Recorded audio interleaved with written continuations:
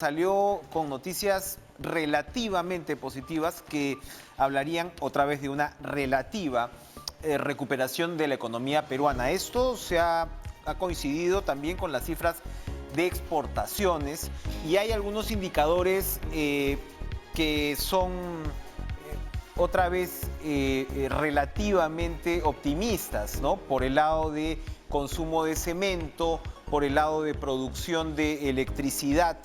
Entonces, en medio de esta situación, vamos a conversar con el exministro de Economía, Alfredo Torne, para analizar pues, si realmente la economía comienza a ver una luz al final de este túnel que no se acaba. ¿Cómo está usted, Alfredo? Un gusto verlo. Gracias por estar con nosotros esta noche. ¿Cuál es su interpretación primero de estas últimas cifras entregadas por el Banco Central de Reserva?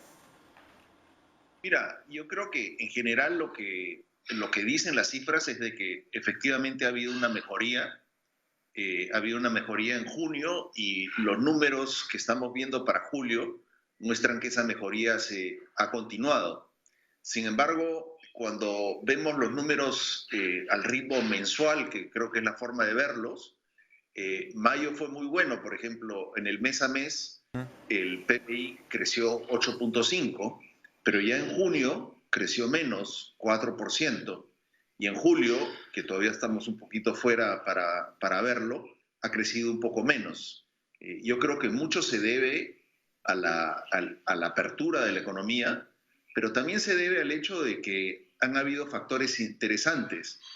Tenemos que China ya ha salido de la pandemia, es nuestro principal socio comercial, y por ejemplo tenemos exportaciones de pesca, de agricultura y de minería que van a China, y eso es lo que nos está permitiendo una recuperación.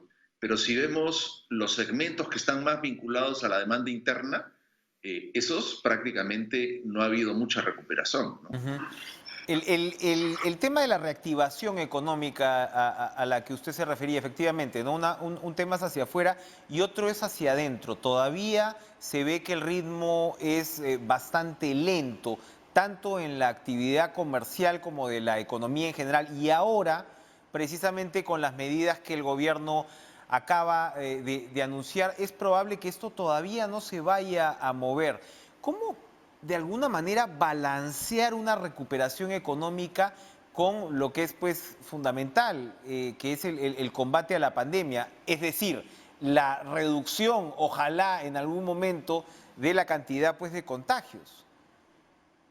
Mira, yo creo que, a ver, creo que el discurso del Premier Martos trajo cosas interesantes. Por ejemplo, su propuesta para aislar a la población infectada, después su propuesta de centros medicinales que podrían acomodar a la gente y tratarla rápidamente, y sobre todo lo que él planteó con el rastreo. Él dijo que inclusive el ejército iba a ir casa por casa a tomarle las pruebas a la gente. Sin embargo, yo lo que siento es que lo que no se ha articulado es la lucha contra la pandemia con la recuperación económica. Pareciera que son dos caminos que van no necesariamente paralelos, para muchos hasta encontrados. Y eso es lo que creo que está mal, ¿no? ¿Dónde podemos ver ejemplos donde estas políticas sí se han articulado de una manera más inteligente? Mira, Alemania es un buen ejemplo. Ellos, por ejemplo, hacen una política de rastreo donde van, identifican a la persona infectada, pero van hasta la tercera o cuarta persona con la que esa persona se ha contactado y le hacen la prueba. Es decir, rastrean hasta el cuarto o quinto nivel para ver si es que la gente con la que uno ha estado y que probó ser positiva, también fue positiva. Y van aislando a la población. Lo mismo hacen, por ejemplo, con la población vulnerable, los mayores y los jóvenes, también los aíslan. Y sobre todo, creo que lo más importante, al menos los artículos académicos que yo he visto, muestran que el uso de la mascarilla, el alcohol, la lavada de manos, son los elementos críticos en esta lucha contra la pandemia, ¿no? Ahora, comienza a haber también preocupación y temor por lo que ocurra en los próximos meses. La mayoría de personas que han retenido, por ejemplo, sus empleos han visto sus ingresos mermados, eso es indudable. Y otro punto que expresó el BCR hoy también fue el del riesgo de que los peruanos dentro de poco pudieran ya no afrontar sus obligaciones crediticias. Esto, por supuesto, pues va más allá de bonos, va más allá pues de una estrategia, digamos, de contención que ha sido importante, ¿no? Agresiva hasta cierto punto, pero de todas maneras pues básica. ¿Qué podemos esperar en este frente que es tan delicado para pues el desarrollo de millones de familias peruanas? Es que, a ver, yo pienso que es ahí donde el programa del gobierno no está bien orientado, Ujú. ¿no? Yo no veo, para serle sincero, lo he dicho en varios medios, yo no veo un programa de recuperación. Yo lo que veo son una serie de medidas aisladas. Por ejemplo, el tema de los bonos. Hoy día, si calculamos cuál es el impacto de los bonos en el ingreso de las familias, representa solamente lo que se ha dado hasta el momento, no incluye lo que ha anunciado el Premier, ¿no? Es 0.7% del PBI, 0.7% del PBI, y el consumo privado nos va a restar casi 10 puntos porcentuales del PBI, ¿no? Entonces, otros países que obviamente tienen mucho más recursos que nosotros, como Estados Unidos, ¿qué han tratado de hacer? Han tratado de compensarle a las familias que han perdido ingresos, compensarles con seguro de desempleo, con transferencias, una serie de mecanismos para realmente proteger el aumento del consumo. Lo mismo con la inversión. Hay muchos países que hoy día están reduciendo la tasa impositiva para atraer inversionistas. Y en el discurso del Premier Martos, me disculpará, pero no ha habido muchas llamadas a la inversión privada. Y eso sorprende, ¿no? Ujú, ujú. Ahora, y esto está, por supuesto, relacionado con la caída evidente de la recaudación tributaria. Estamos hablando de 20.6% de reducción en julio. Y eso sí tiene que preocupar, porque finalmente, si bien estos esfuerzos del Estado pueden haber sido evidentemente insuficientes, tienes pues un nivel de reservas y demás que habría permitido en todo caso una reacción inicial. Eh, ¿Cómo se revierte la caída de la recaudación? Usted está señalando, por ejemplo, incluso medidas que podrían ir hasta la reducción de impuestos en determinados sectores. ¿Cuál debería ser esa, ese tablero de manejo en el tema tributario? Por supuesto, uno espera pues que la minería se recupere, ¿no? Para poder darle también un impulso a la recaudación, pero ¿por dónde podría ir ese juego en el tema de los impuestos? A ver, yo acá quisiera hacer un llamado porque las cifras que da el MEF no son muy sensatas, ¿no? Porque, por ejemplo, en el discurso del Premier dijo que el alivio tributario había costado cerca de 16 mil millones de soles. Sin embargo, sabemos que la SUNAT hoy día ya está cobrando el alivio tributario que se dio en marzo y cobra por mes, cobra dos de las cuotas que se dejaron de pagar. Es decir, en el año, si tomamos el año como un conjunto, el alivio tributario probablemente va a ser cero, ¿no? Entonces, tener una SUNAT que hoy día está tratando desesperadamente de recaudar, lo único que va a hacer es acogotar a las empresas y hacerles quebrar, que es precisamente lo opuesto a lo que el MEF quisiera hacer con las otras medidas que está tomando, como Reactiva Perú, como el MIPEFAE, etcétera, etcétera, ¿no? Entonces, yo pienso que el MEF y el gobierno tienen que articular un programa de recuperación económica que sea sensato y las cifras las tiene que transparentar. La ministra dice 18% del PIB, pero no queda claro dónde está el 18% del PIB. Porque como le estoy diciendo, solamente los bonos representan el 0.7%. Entonces, ¿dónde está el resto, no? Ujú. Ahora, hablaba usted de los negocios, ¿no? Que en algunos casos pueden estar además complicándose adicionalmente con el tema tributario. Por el lado pues, de las empresas se ha generado todo el programa de Reactiva Perú.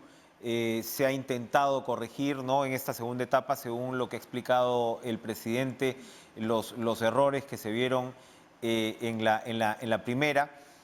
¿Qué más se puede hacer por el lado de empresas privadas para ayudarlas? Por ejemplo, usted acaba de mencionar el tema de los impuestos. Efectivamente, tener una mayor coherencia al respecto ayudaría. ¿Qué más? ¿Qué más allá de todo esto? Yo creo que, a ver, yo creo que a las empresas, lo he propuesto en algún otro foro, de que se debería hacer un programa de reducción de impuestos a aquellas empresas que contraten a sus trabajadores, recontraten a los trabajadores, no necesariamente lo mismo, pero hoy día, por ejemplo, con los números a junio, tenemos cerca de más de 1 millón de personas que han perdido el trabajo, es casi 25% del total de la PEA, es un montón de gente que está sin trabajo. Si tomamos lo que llamamos la masa salarial, que es el producto del empleo y la compensación, la caída del total de las empresas es casi 40%. Si tomamos a las MIPES, es 70%, ¿no?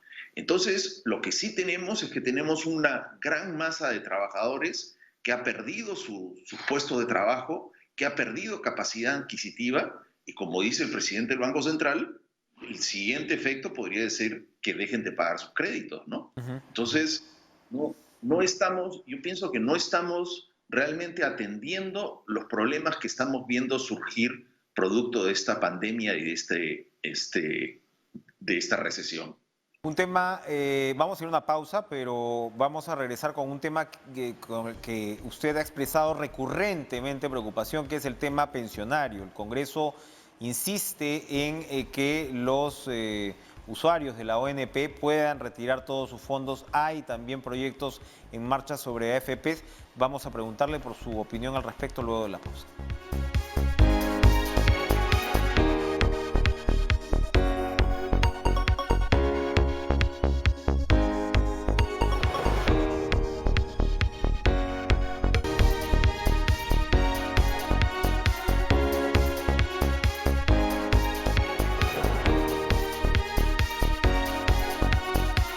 Volvemos con Alfredo Torne para una pregunta más sobre el escenario pensionario. Usted ha insistido siempre en una reforma integral del sistema de pensiones, pero es evidente que en este momento pues las urgencias parecen detonar otro tipo de iniciativas. Una por el lado del Congreso, las dos por el lado del Congreso en realidad, es la de la liberación de fondos de la ONP, que ya se ha dicho y la ministra Alba ha insistido que no se podría hablar pues de plata que no está, por lo que ya sabemos cómo este es un sistema pues de reparto, no es una cuenta personal. Pero número dos, hay un dictamen también para liberar el 100% de fondos de las AFPs para quienes no hayan aportado en por lo menos 12 meses. Ahora, si bien por lo general los economistas se oponen a esto, uno ve el caso de Chile, donde en tiempo récord el Congreso aprobó el retiro de hasta el 10% de los fondos de las AFPs y parece, por ese lado, parece que esto habría comenzado a dar un alivio, al menos a las familias chilenas. Por favor, su comentario sobre este panorama. A ver, yo pienso que esto hay que tomarlo con un poco de cuidado, porque claramente el Congreso ha encontrado un instrumento que les permite a ellos realizar políticas populistas que ayudan mucho en el corto plazo a la gente, es decir, le dan un ingreso que la gente pensaba que no tenía, que como utilizar sus fondos de pensiones, pero en el largo plazo hipotecan el país, porque de aquí a 10 años, cuando acabemos esta pandemia, muchas de estas personas van a tener que retirarse y no van a tener un fondo de retiro. Lo mismo está pasando con los topes a las tasas de interés. Lo irónico es que, Enrique, nosotros ya hemos vivido esto, ya hemos vivido una economía en la que no teníamos pensiones, no teníamos acceso al crédito, teníamos muy pocas universidades a las cuales también se le está poniendo tope, Y fue una época en que prácticamente se perdió una generación. El ingreso per cápita del país cayó en casi más del 30% y nos tomó una generación en volver a poner el país en marcha. Para ponerte un ejemplo, cuando perdimos esto teníamos un ingreso per cápita de 2.500 dólares constantes. Hoy día el ingreso per cápita es de 6.700 dólares, ¿no? Entonces hemos hecho un gran progreso y si el Congreso sigue con esta práctica, lo que vamos a hacer es que vamos a regresar a la economía de los años 80, cuando simplemente no teníamos todas las oportunidades que tenemos ahora. Entonces, yo hago un llamado, no solamente se trata del sistema de pensiones, se trata de una reforma económica que nos ha dado beneficios a todos los peruanos. Entonces, avancemos en hacer una reforma del sistema de pensiones, del sistema de salud y del seguro de desempleo. Lo propusimos en el 2016 en una comisión de protección social. Avancemos en esa dirección. Eso es lo que necesitamos. Muy bien. Alfredo Torne, muchas gracias por sus comentarios esta noche. Como siempre, muy ilustrativo, muy interesante. Ya estaremos en contacto. Gracias por estar con nosotros. Vamos a ir a una pausa, pero ojo, este domingo retorna la inmovilización social total, ¿no?, en todo el país, y las Fuerzas Armadas y la policía van a cumplir un rol importante. ¿Cuáles son los límites constitucionales para que éstas puedan operar, particularmente las Fuerzas Armadas? Se lo vamos a preguntar después de la pausa al constitucionalista Omar Cairo.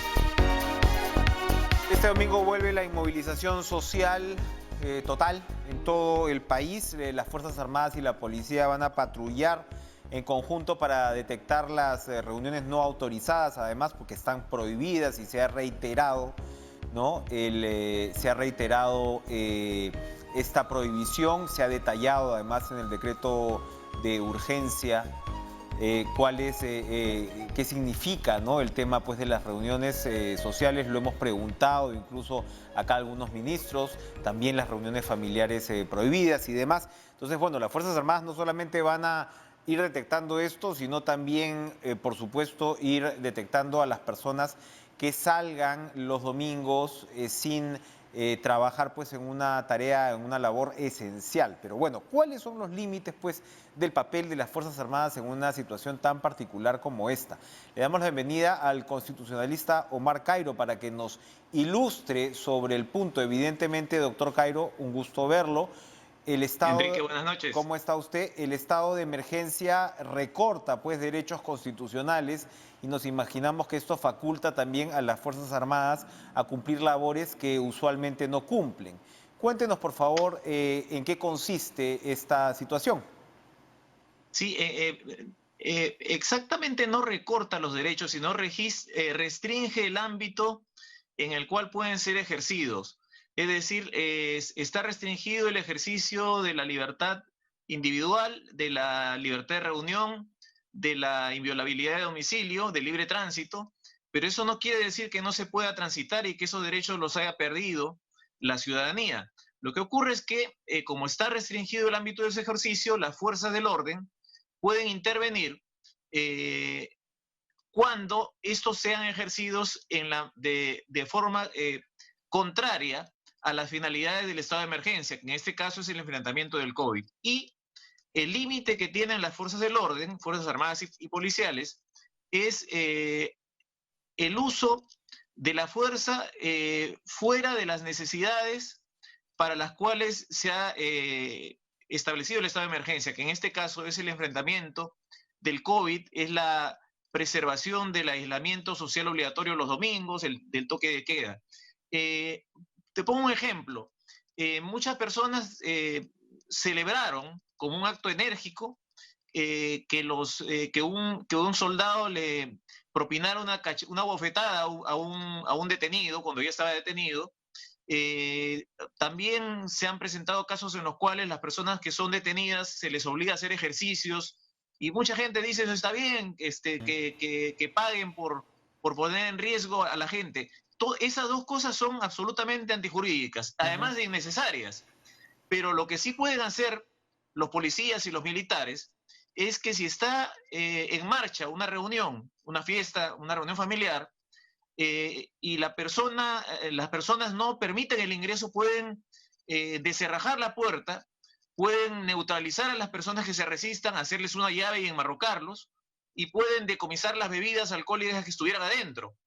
Y eso es un acto plenamente válido y no es un exceso, sino es un acto necesario para conseguir la finalidad del estado de emergencia, restringiendo, en este caso, el ámbito de la libertad de reunión y la inviolabilidad de domicilio de las personas que están en esta celebración inaudita para este contexto. Claro, justamente comentábamos aquí en el estudio los casos de abusos, ¿no? Que usted acaba de señalar, recordados, ¿no?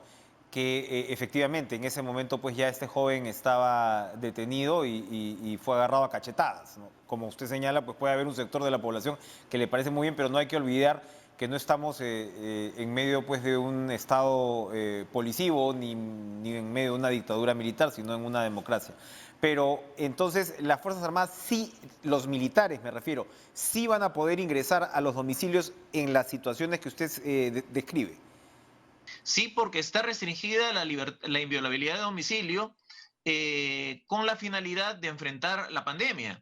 Ujú. Entonces, si hay una fiesta, si hay una reunión familiar, una reunión social, están perfectamente facultados para ingresar, desalojar a las personas que están ahí, neutralizar a los que se resisten. Y para esto lo que tiene que hacer la Fuerza Armada y las fuerzas policiales es no solo utilizar la fuerza, sino la herramienta de la inteligencia. Es decir, muchas de esas intervenciones pueden ser eh, contra, disfuncionales respecto de el enfrentamiento de la pandemia si generan aglomeraciones. Muchos vecinos pueden acudir, digamos, solidariamente a defender a los dueños, a los propietarios del inmueble, a los celebrantes. Entonces, para esto, una unidad de la Fuerza Armada o de la Policía tendría que anticipar que esto ocurriera y realizar la intervención oportunamente, es decir, no, si se hace improvisadamente, probablemente encuentre resistencia y se arme un tumulto. En cambio, si esto lo hacen utilizando la inteligencia, lo más probable es que quizás intervengan cuando la reunión tenga 5 minutos de realizada y la cosa va a ser mucho más sencilla Ujú. que cuando la reunión ya lleva 2 horas o 4 horas e ingresan los policías o los militares sin saber en qué situación a qué situación se están enfrentando. Esto lo digo porque ayer en Huánuco una persona lanzó un ladrillo desde un tercer o segundo piso, lo cual es gravísimo. Ujú. Imagínense que le hubiera caído un efectivo policial ese ladrillo. Entonces, con una labor de inteligencia, una unidad de policía o una unidad militar debe saber media hora antes o 1 hora antes que ese tipo de resistencia es posible que le encuentre. Y entonces la neutraliza anticipadamente y la intervención se realiza con prudencia, con energía, eh, pero sin generar consecuencias colaterales perjudiciales para la salud y la vida de las personas y de los propios efectivos. Bueno, estos son casos, por ejemplo, digamos, en domicilios, en locales, veíamos también, me parece, en Chiclayo, ¿no? Una fiesta desconcertante, en realidad, con mariachis y demás, en esta situación. Pero también hace poco en el noticiero en qué está pasando se presentaba una llamada fiesta COVID en la calle, en San Juan del Urigancho. Creo que es hoy o ayer me parece, donde, bueno, la gente estaba consumiendo licor en la calle, bailando, ¿no? Y allí evidentemente pues también las Fuerzas Armadas podrán intervenir, no necesariamente un domingo, ¿no? Exactamente, pueden hacerlo en el momento, en el día en que ocurra, pero a lo que me refiero, Enrique, es que muchas veces esto termina en un enfrentamiento. Claro. Y eso a veces pasa y suele pasar porque no se combina la fuerza con la inteligencia, Ujú, ujú. con el acopio de información previa. Muchas de estas reuniones, o sea, estas personas se reúnen y han coordinado para reunirse, se han pasado la voz, han organizado esta reunión. Esto pueden saberlo las fuerzas policiales y las fuerzas armadas y actuar antes Claro. Ujú. o en los momentos iniciales para que no se generen estos tumultos, estas aglomeraciones Claro, que 2 horas son después la gente puede haber precisamente consumido aquello que alcohol, puede haber consumido otro tipo de sustancias incluso, ¿no? Exactamente, exactamente. Cuando hay intervenciones improvisadas, los riesgos son muy grandes. El caso más gráfico es el del señor que ayer lanzó un Sí, ladrillo claro. desde un tercer piso. Sí, imagínate Claro. que eso pase, sería terrible. Es decir, eh, cuestiones que ocurren porque no se trata solamente de estar habilitado para usar la fuerza, sino hay que utilizarla respetando los derechos que no se extinguen y además con inteligencia. Si eso ocurre, Sí, creo claro. que los recursos que tienen las Fuerzas Armadas y Policiales son suficientes para hacer respetar las restricciones que se han establecido por el estado de emergencia. El mensaje final, pues, efectivamente es hacer el uso, ¿no?, de este buen sentido común, de este buen criterio, de esta labor de inteligencia, como señala usted, para que las Fuerzas Armadas pues, puedan cumplir sus labores sin caer en excesos, ¿no? Porque evidentemente, pues como señalábamos al principio, hay sectores de la población que ven esto con muy buenos ojos y eso a la larga, lo que va a hacer es minar el sistema democrático si es que ocurre. Gracias, Omar Cairo, por estar con nosotros esta noche. Gracias, Enrique. Muy bien, gracias a ustedes por acompañarnos esta semana en Cara a Cara y yo los dejo con la cantora del momento porque va a cantar 10 golazos en un partido que ha estado llenecito de ellos. Carolina Salvatore, que tengas un excelente fin de semana. Igualmente tú, Enrique.